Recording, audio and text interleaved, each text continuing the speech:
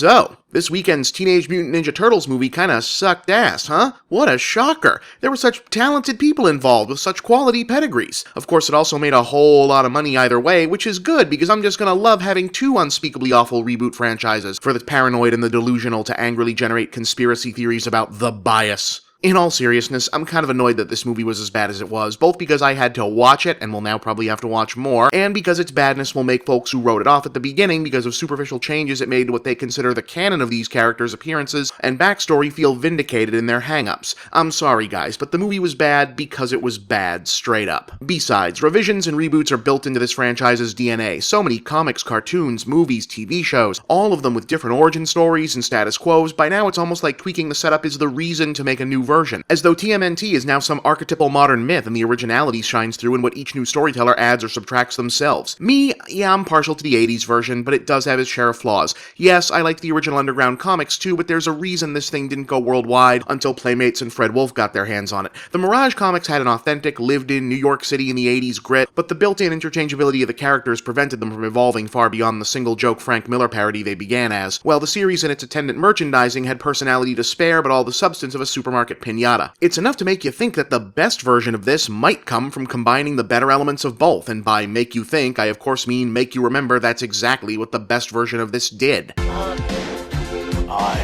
have always liked Cowabunga. Huh?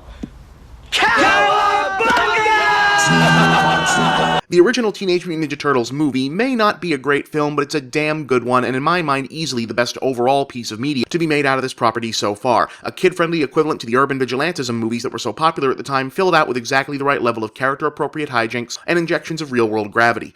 It's kind of like moonlighting, isn't it? The story is simple but efficient, considering how bizarre all the pieces are. The Shredder, a criminal mastermind from Japan, is assembling New York's ample supply of disaffected, homeless, and otherwise vulnerable street kids into an increasingly efficient gang modeled on a feudal ninja clan from which he descends. Splinter, an old enemy of the Shredder, has raised the Turtles as a force for good. The evil ninjas target a newspaper reporter, the good ninjas team up with a fellow human vigilante to protect her, the battles come home and ultimately spill out onto the streets. Nice and straightforward, no muss, no fuss. You guys must be studying the abridged book of ninja fighting. It basically ports over an outline of stories from the early comics, but reworks the Turtles into approximations of their more distinguishable personalities from the cartoons, and that juxtaposition gives the film a really unique aesthetic. It's the news lady. Can we keep her? The action is good.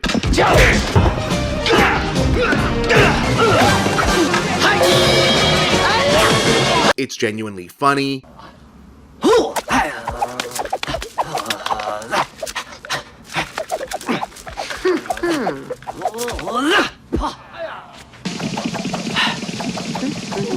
The Foot Clan is an urban gang version of Pinocchio's Pleasure Island is an interesting hook to hang the plot on.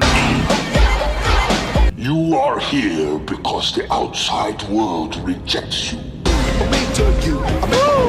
This is your family.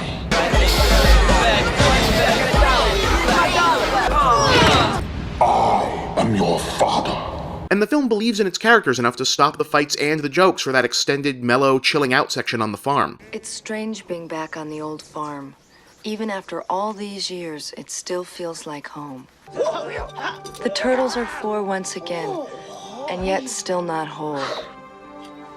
A lingering doubt remains, an unknown which they can't bear to face. Their greatest fear. It's hard to imagine a moment like this in the new version. Always remember the true force that binds you. The same as that which brought me here tonight. That which I gladly return with my final words. I love you all, my sons.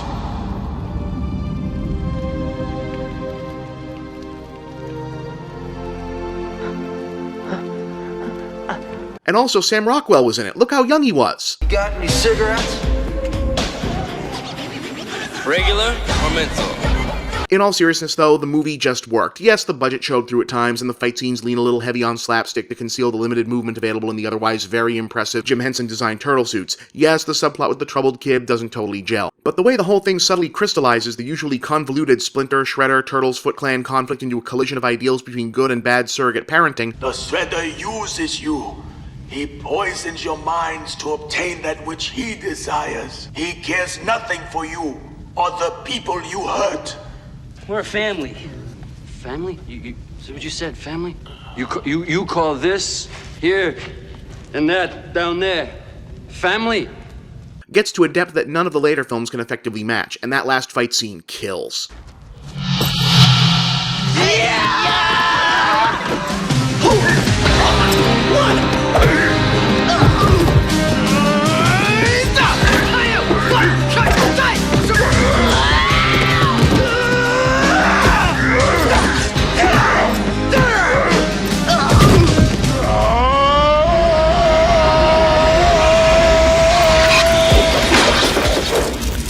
Look, there have been Ninja Turtle movies since then, and there'll almost certainly be more to come, but I really do hope whoever takes over a decade or so, give or take, once this current lost cause has run its course, remembers that one time, someone actually did get this right. God, I love being a turtle! I'm Bob, and that's The Big Picture.